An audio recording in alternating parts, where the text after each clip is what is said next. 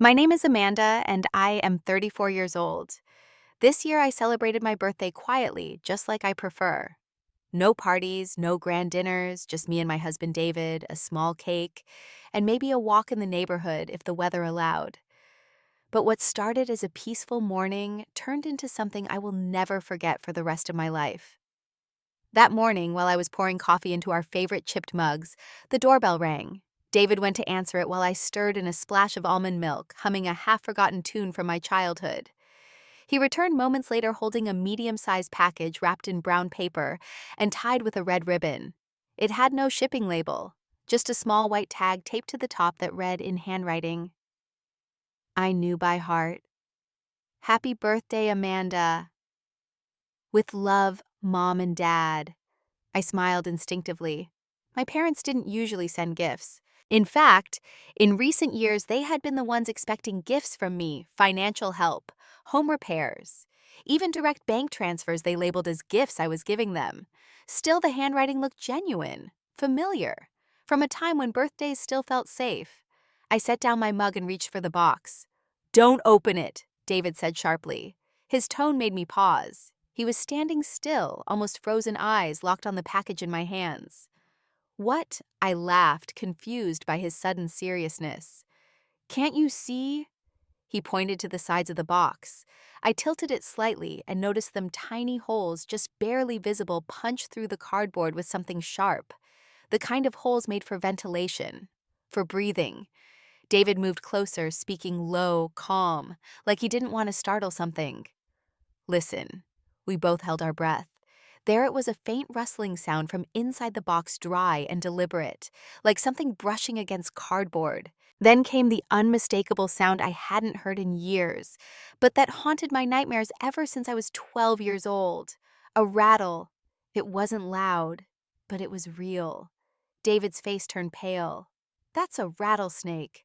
My fingers went cold. I nearly dropped the box, but David took it from me carefully and set it down on the hardwood floor.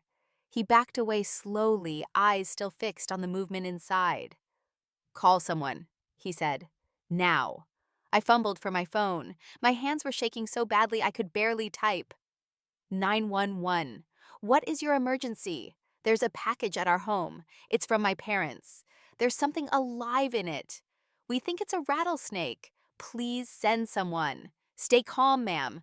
Do not approach or open the package. Officers are on their way. I hung up and slumped into the dining chair. David didn't sit. He stayed standing, his arms crossed tightly, eyes still on the package, like it might spring open at any moment. Neither of us said anything. I didn't cry. I didn't scream. I just sat there in the strange quiet of my birthday morning, listening to the deadly whisper of a tail moving behind cardboard. This wasn't a mistake. This wasn't a prank. This was a message. As we waited, my mind began spinning. The holes, the lack of a shipping label, the perfect timing, early morning Sunday when I was guaranteed to be home. The signature written in my mother's delicate cursive.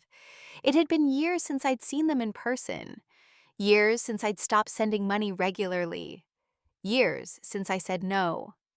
But they always had a way of making their disappointment known. Even now. Even like this. 10 minutes later, the police arrived. One officer entered while the other remained outside talking through a radio. They scanned the box, kept us at a distance, and confirmed our fears movement inside, consistent with a live snake. Animal control would be there shortly. I tried to breathe deeply, but my chest felt tight. My arms had gone numb.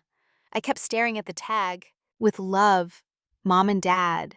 The words blurred in my vision, not from tears, but from disbelief. I hadn't seen my parents since the last fight. They had called me selfish, ungrateful, said I owed them everything, said they'd sacrificed so much and asked for so little in return. And now this. The officer asked if we had any reason to suspect who sent the package. I nodded. Yes, my parents. They're angry at me. Why? Because I stopped letting them control me. He looked at me carefully, but didn't say anything. Just made notes. He had probably seen stranger things. Or maybe not. The sound from the box grew louder for a second, then fell still. That silence felt more dangerous than the noise. David placed his hand on my shoulder, steady and firm. I could feel his pulse in his fingers. He was trying to stay calm for me, but I could feel it. He was furious, not just at the danger, but at what it meant. He had seen this side of my parents before. The manipulation, the guilt tripping, the way they treated my boundaries like temporary inconveniences. But this wasn't just emotional pressure anymore. This was venom, literally. The silence in the room was louder than any argument I had ever had with them.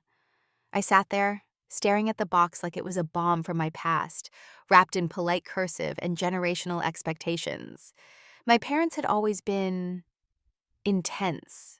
Not in the loud screaming kind of way, but in the quiet, suffocating kind of way that made you feel like saying no was a crime.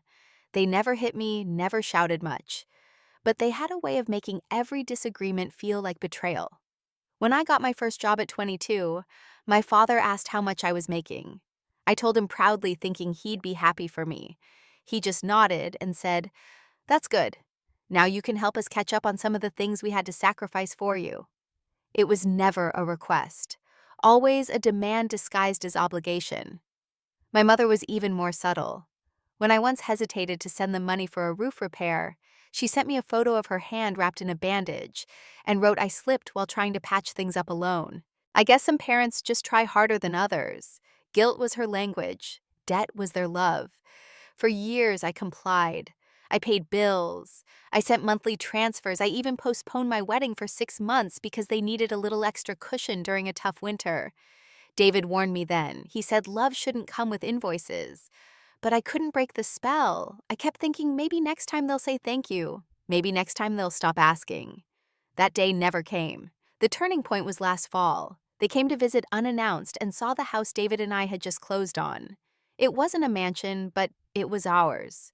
They looked around with tight smiles. My father said, "Imagine how much faster we could have done something like this if we'd had this kind of support when we were your age." My mother added, "Maybe if you transferred the deed to our name, you could write it off on taxes. You'd still live here, of course. It would just be practical." That night, David and I had our first real fight. He asked me if I realized what they were doing. I told him not to overreact. But deep down, I knew. He wasn't wrong. They didn't want me to thrive. They wanted me to owe. And when I finally said no, when I refused to sign over the deed, when I cut off the financial lifeline, when I said I needed space, something in them snapped. The messages turned cold. The phone call stopped. On my birthday, they reappeared. With a box. With a rattle. That sound had haunted me for decades. I was 12 when it first happened. We were camping. My father took me hiking while my mother stayed at the campsite. I remember being tired and scared. The woods felt huge and unkind. Then he stopped suddenly and pointed at the ground. There it was, a rattlesnake maybe 2 feet away. I froze, terrified. He didn't pull me back. He didn't say a word. He whispered, "Don't move." Then slowly he pushed me a step closer to it. "If you learn not to flinch," he said, "you'll never be a victim." I think I wet myself. I don't remember. What I remember is the sound, that dry, clicking rattle. It took hours before I stopped shaking. My mother laughed when I told her. "He just wants you to be strong," she said. "You're too sensitive sometimes." After that, the snake jokes started. Rubber snakes in my drawers. A screensaver of a rattlesnake David once found on my father's computer. A Christmas ornament hand-painted, shaped like a snake with my name on it. All of it wrapped in the same phrase, "We love you, Mandy." Don't be afraid of everything. Now sitting at my own kitchen table, married, educated, 34 years old, I realized something devastating. They never stopped. They just waited for the next opportunity, the next weakness. My love for them was the leash they tugged whenever they wanted control. And this year, when love didn't work anymore, they used fear. David paced near the window, jaw tight. He didn't say "I told you so." He just kept watching the street, waiting for animal control, like it was the only thing he could control right now. I hated that he had to protect me from my own family, but I hated even more that he wasn't surprised. I looked at the tag again. "Happy birthday. With love." Love. They really believed this was love. I felt a slow burning fury settle in my chest. Not the kind that screams, the kind that rearranges something inside you, the kind that whispers never again. I had spent most of my life believing that being a daughter meant being obedient, being generous, being quiet. But the box on my floor, the box with breathing holes and a live rattlesnake inside, had changed everything. I wasn't a daughter anymore. I was a woman they had underestimated for the last time. The officers kept their distance from the box as they waited for animal control to arrive.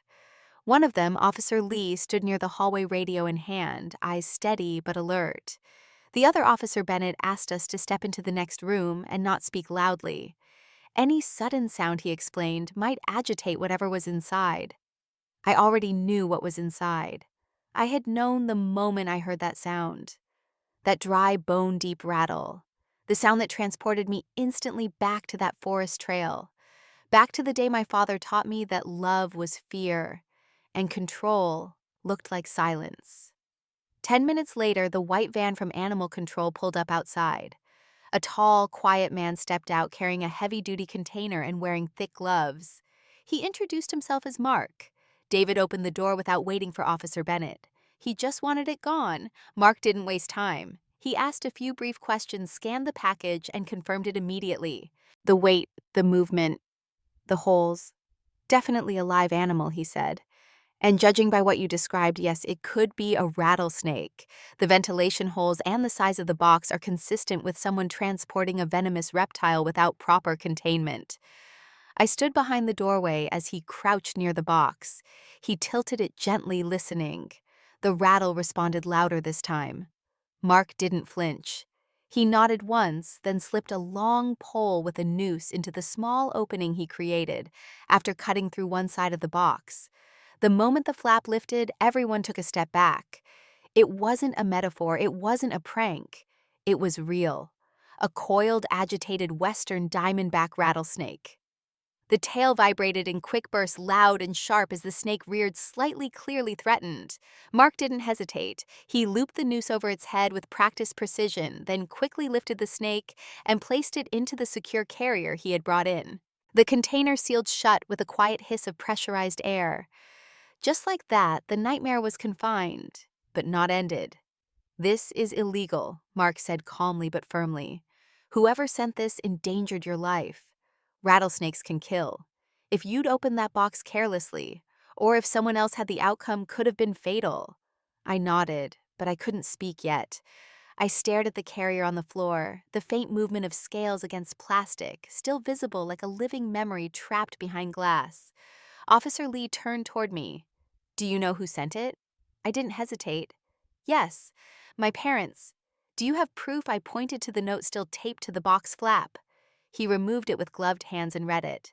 "Happy birthday, Amanda. Still afraid of snakes. Thought you could use a reminder to toughen up. Love, Mom and Dad." Officer Bennett's face darkened. "This is no prank," he said. "This is a threat, a dangerous one. They've always used snakes," I said quietly. "Not real ones. Until now." Officer Lee asked if I wanted to press charges. I looked at David. He gave me a single nod. It wasn't pressure. It was support. "Yes," I said. "I do." "Do you have any record of prior incidents? Emails, texts, messages that imply a threat or history of this kind of behavior?" "I have years," I said. "Decades, if emotional coercion counts." "It does," he replied, "especially if it establishes intent or a pattern." He handed me a clipboard and began taking my statement. I described the past, the camping trip, the rubber snakes, the jokes disguised, as concerned the manipulation dressed up as love. I told them about the visit last fall, the pressure to sign over our home, the silence that followed my refusal. I told them everything. It didn't feel like telling. It felt like purging. Mark packed up his carrier and gave me a copy of the incident report. "We'll place it in a licensed facility," he said. "But I'll flag this case. Not many people use rattlesnakes to make a point. If you want me to testify, I will." I thanked him. He left without further words. He had seen enough. Officer Bennett stayed behind to finish the paperwork. "You'll need to speak to a lawyer," he said. "A restraining order is more than appropriate. And if this was sent through the mail service, it's a federal offense. Transporting a venomous animal with intent to harm is criminal. Plain and simple. The officers left just after noon. The house felt quieter now, but not calmer. The storm had passed, but the wreckage was still everywhere. I sat down on the floor where the box had been, arms wrapped around my knees. David knelt beside me. They crossed the line, he said. There's no going back from this. There never was a line, I whispered. Not to them. Only control. Then we draw one, he said. Right now. I nodded slowly. He was right. This wasn't just a moment of fear. This was the beginning of something else, something necessary, something final. That night, I couldn't sleep. The house was quiet, but my thoughts weren't. I lay in bed staring at the ceiling, the glow of the streetlight casting shadows across the room. Every time I closed my eyes, I heard it again, the rattle. Soft at first, then louder, like it was getting closer. Not the snake itself, but the sound, the memory, the echo of a lesson I never asked to learn. I remembered being 7 years old and afraid of the dark. My father would walk into my room without knocking, flick on the light, and yank the blanket off my head. You'll never be strong if you hide, he'd say. Then he'd open the closet, slam the door, turn off the light again, and leave. I'd lie there frozen too, afraid to move because somehow I knew fear wasn't allowed. Weakness wasn't allowed.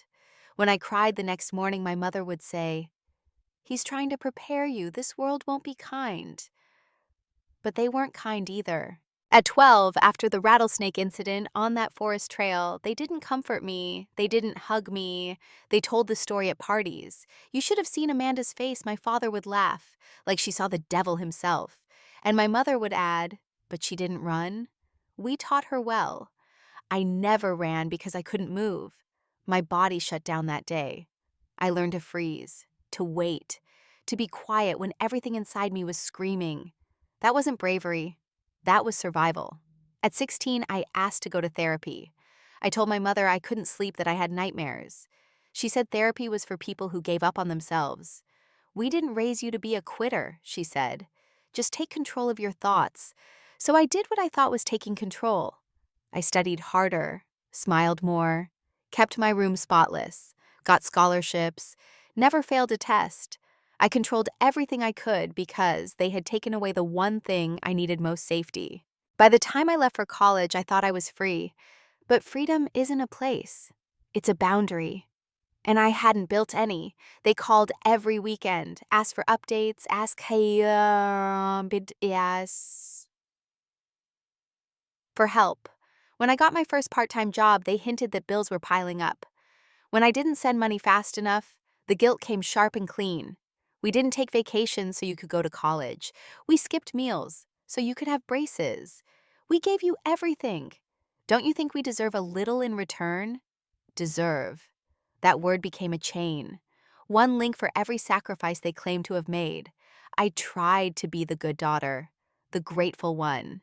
I sent money, visited twice a year, let them comment on my clothes, my weight, my friends.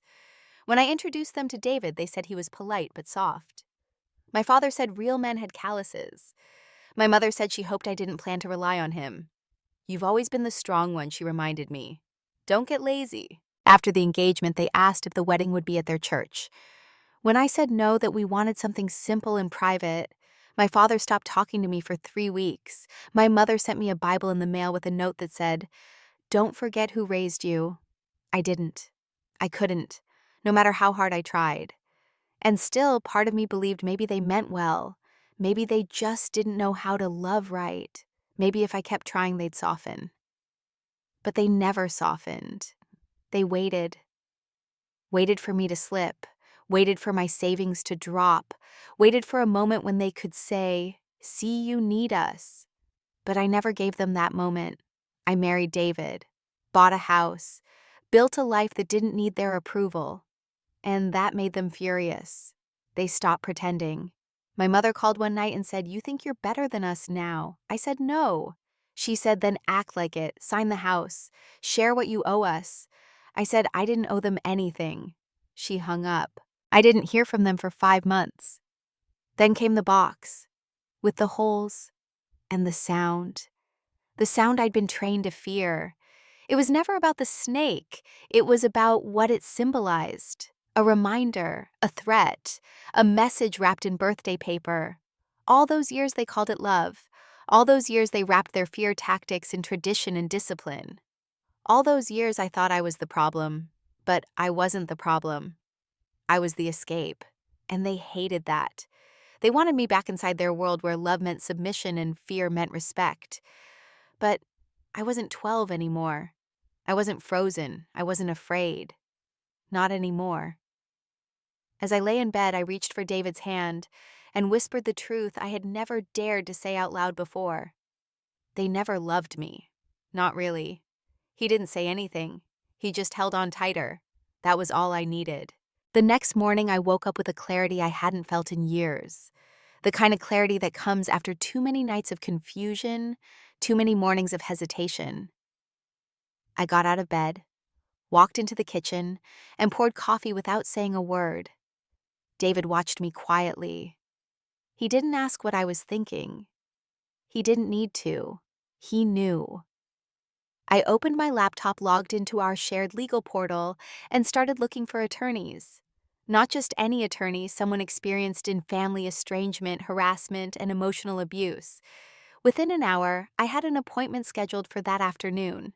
Her name was Clara Saunders, a family law specialist with 20 years of experience. When I told her over the phone what had happened, she didn't sound surprised. Concerned? Yes, but not surprised. That disturbed me more than I expected. When we arrived at her office, she welcomed us into a quiet room with soft lighting and shelves lined with thick law books. She offered coffee, but I declined. I just wanted to get it done. She listened as I told the story from beginning to end. The box, the note, the snake, the past, the pattern. She asked gentle but specific questions. Had there ever been physical abuse? No, not the kind you could see. Had I ever filed a report before? No. Had they ever threatened my safety directly? Not until now. She took notes, nodded often. And when I was done, she closed her notebook and said, "Amanda, this is not just emotional abuse. This is criminal intimidation. Sending a venomous animal to your home disguised as a gift with a history of fear, associated, that's intent. That's calculated. And it's actionable." I looked at David. He gave me a small nod. I looked back at Clara. "What are my options?" She laid them out like steps on a staircase. First, we file a restraining order. That prevents them from contacting you directly, appearing at your residence, or sending any items to your address. Second, we file a report with law enforcement and the Postal Service. If it was sent using any federal mail or courier system, it falls under federal jurisdiction. Third, we begin the process of modifying your legal documents. We'll power of attorney and estate planning to ensure they have no claim to anything you own should anything happen to you. I sat with that information for a moment. It sounded cold, clinical, but I needed it. I needed it like oxygen. For the first time in years, I was being offered a way out that didn't involve guilt or silence. "Let's start with the restraining order," I said. Clara nodded. "I'll draft it today. It'll be filed with the court tomorrow. Once it's approved, they'll be served by an officer. And if they violate it, I asked. They'll be arrested," she said plainly. "No more warnings. The law will be on your side." I swallowed hard. The idea of having the law on my side felt foreign. All my life I'd been told to keep things within the family, that outsiders wouldn't understand, that justice was shameful, but there was no shame in protecting myself. Not anymore. By the end of the meeting, Clara had everything she needed. She even recommended a security service to evaluate our home just in case. I agreed. David insisted. When we got home, I sat at my desk and began the next step. I opened my financial accounts and removed their names from everything. No more shared access, no more authorized use. I contacted the bank and had my credit card reissued. I flagged their previous purchases, including one from a reptile supplier 3 weeks prior. The customer service rep said it could be reviewed for fraud. I said yes, review everything. Then I called my insurance company, asked about home protection, asked about legal coverage. I wasn't just cutting ties, I was building walls. Thick, high legal walls they couldn't climb. By the time I closed my laptop, the afternoon sun had shifted across the kitchen floor. The house was quiet again, but this time it wasn't the quiet of fear. It was the quiet of control. David came over, placed a glass of water in front of me, and kissed the top of my head. "Proud of you," he said softly. I nodded, eyes still on the screen. They always made me feel like I was the villain, like standing up for myself was betrayal. "You're not betraying anyone," he said. "You're protecting the person they refuse to protect." That night, Clara emailed the first draft of the order. I read every word. It was precise, firm, unmistakable. They couldn't come near me. They couldn't contact me. They couldn't send packages, gifts, letters, or messages through any means. They couldn't use intermediaries either. If they tried, they'd face criminal charges. I signed it electronically. The next morning it was filed. The process had begun. And for the first time in 34 years, I felt safe. It happened 2 days after the restraining order was filed. I was sipping tea on the back porch, watching the wind stir through the maple trees, trying to teach myself what peace felt like again when my phone rang. I didn't recognize the number, but the area code was local. For a moment, I hesitated, thumb hovering over the screen. Then I answered. "Hello?" A pause. Then her voice. "My mother. Amanda." I didn't say anything. I couldn't. "You're really doing this?" she said, her voice low, almost breathless. "A restraining order." She said the words like I'd stabbed her, like I was the one who'd sent a predator into someone's home. "How did you get this number?" I asked. "You changed it, but I have ways," she said. "I'm still your mother. You're not supposed to contact me. That's a violation." "It hasn't been served yet," she said quickly, like she'd consulted a lawyer. "Technically, I'm not breaking anything yet, but you will be," I said, "as soon as the papers reach you." "We were trying to teach you something," she said, the words tumbling out like she'd rehearsed them. "You always run from fear. We wanted you to face it, control it. That's all this was." This I asked. "A rattlesnake in a box on my birthday." "Your father said it would wake you up," she said, like it was the most natural thing in the world. "He thought you needed to be reminded who you are." "Who I am," I laughed, hollow and sharp. "I'm not 12 anymore. You don't get to scare me into submission." Her tone shifted, hard, cold. "You owe us. Everything you have because we gave it to you. The house, the job, the education. Without us, you'd be nothing. Without you, I'd be free," I said. "And now I am." Silence stretched between us like a wire pulled tight. "You think cutting us off makes you strong?" she hissed. "You think the law will protect you from your own blood?" "Yes," I said simply. "Because love doesn't involve fear. Family doesn't involve threats. And mothers don't send snakes," she laughed, a dry, bitter sound that didn't belong to the woman who used to braid my hair or sing lullabies. If that woman ever existed. "You have no idea what you've started," she said. "You've made enemies out of your own parents. That's not something you come back from." "I don't plan to come back," I said. "Not ever." "Don't think this means you've won," she said. "Your name, your life, it's still ours. You can't erase blood. Watch me," I said, "and enjoy the silence, because it's all you'll be getting from me now." I hung up. My hands were shaking, but not from fear, from adrenaline, from release, from the final snapping of a bond that had only ever choked me. David came outside just as I set the phone down. "Was that?" "Yes," I said. She found a way around the silence. Just once. And now he asked. Now she'll learn that silence can fight back. That afternoon, I called Clara and reported the call. She logged the violation and said it would be included in the case file. She assured me that once the order was officially served, the next violation would result in immediate action. "They're watching you," Clara said. "Not because they care, because they're used to you being predictable." "You're not anymore. That scares them." "Good," I said. "Let them be afraid for once." That night, David and I went through our house room by room, installing new locks, setting up security cameras, changing every password on every shared account. We reviewed our legal documents, checked the insurance coverage, and made sure every trace of them had been scrubbed from our lives. The house felt different afterward, like it belonged to me in a way it never had before. Not because they'd taken it, but because I'd finally reclaimed it. The next morning, Clara called. The restraining order had been served at 8:15 a.m. Both of them had signed for it. And that was that. The boundary was real now. Not just emotional, not just personal, legal, tangible, visible. And for the first time in my life, I was no longer afraid of what they might do. I was ready. I met Clara again the following week, this time with a folder in hand. Inside were my original estate documents, old passwords, insurance policies, and a letter I'd written to myself 6 years ago, when I first started thinking about cutting my parents off. I had written that letter in secret during a therapy session I never told them about. Back then, it felt like betrayal. Now, it felt like prophecy. Clara didn't ask many questions. She simply flipped through the papers, nodded, and began outlining the steps to revise everything. "We'll start with your will," she said. "Your current one leaves them as emergency contacts and potential beneficiaries. That changes today." I agreed without hesitation. I had no children yet, no siblings. If something were to happen to me, I didn't want a single part of my life, financial or otherwise, falling into their hands. We rewrote the will, naming David as sole executor and beneficiary.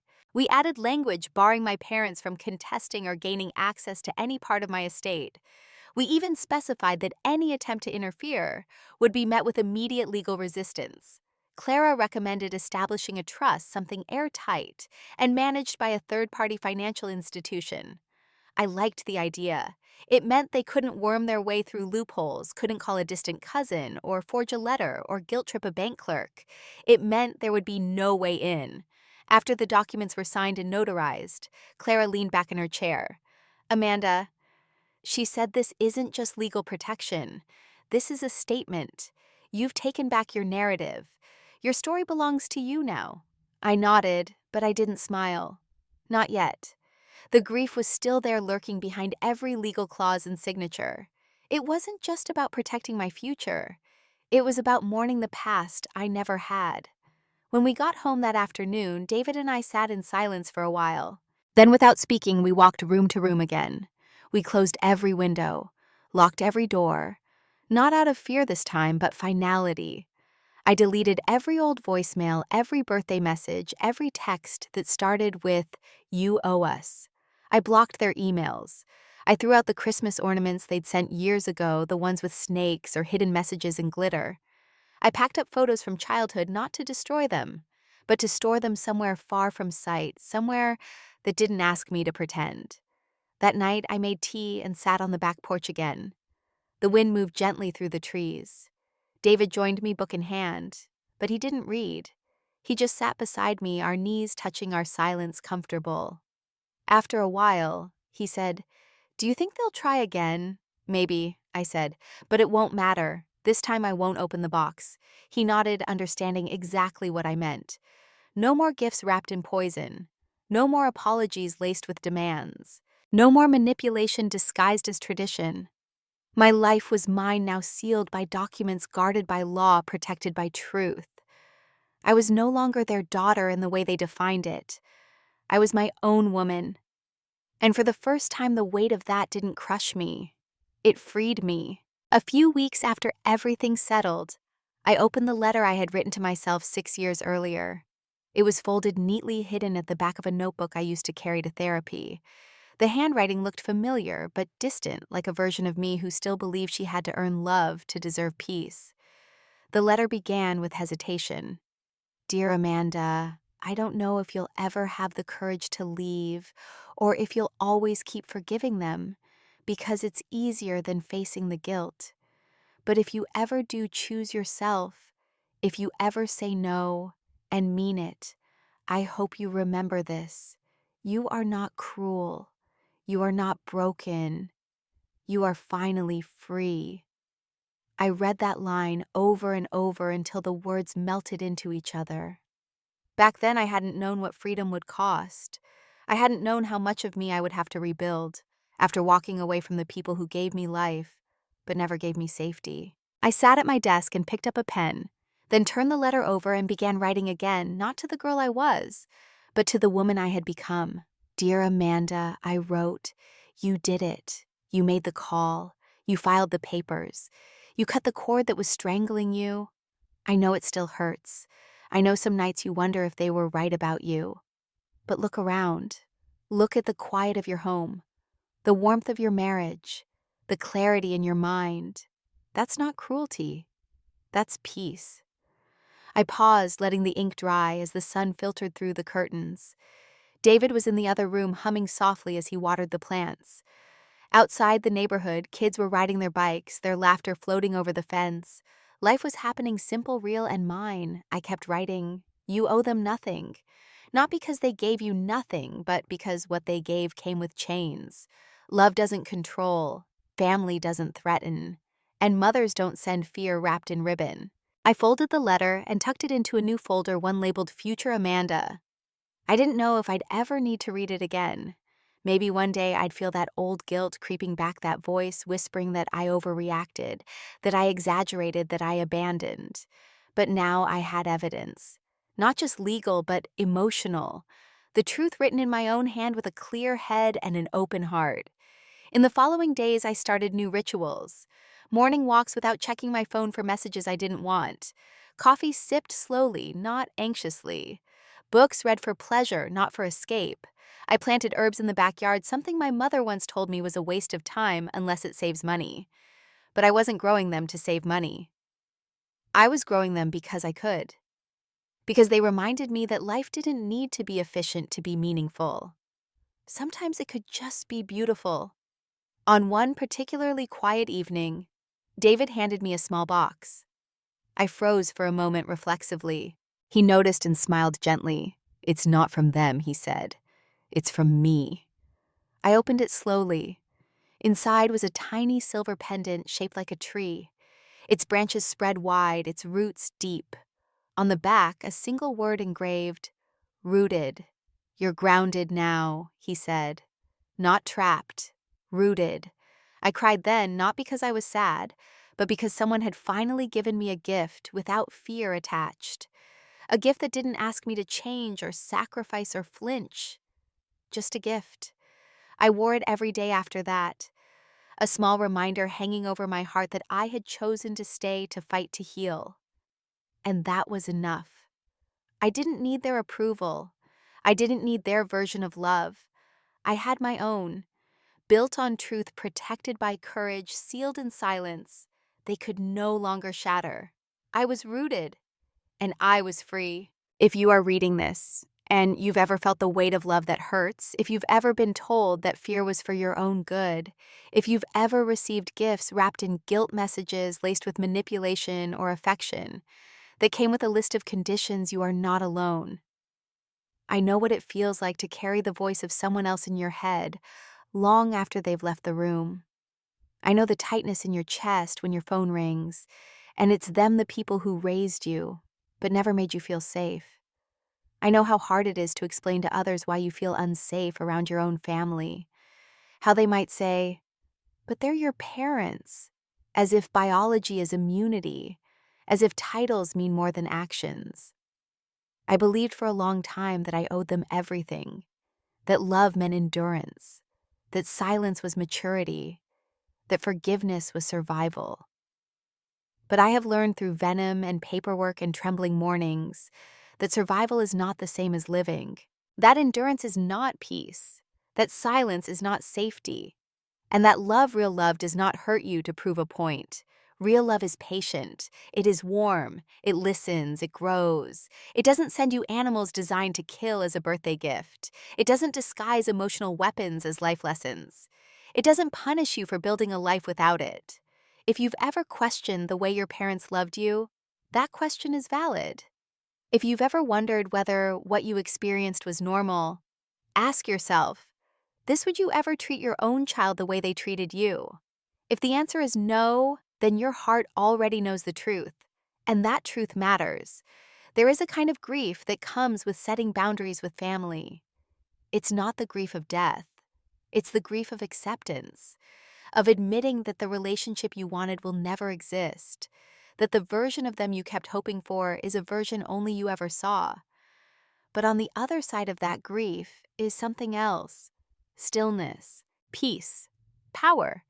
Not the power to control others, but the power to choose yourself, to say I am not less because I said no.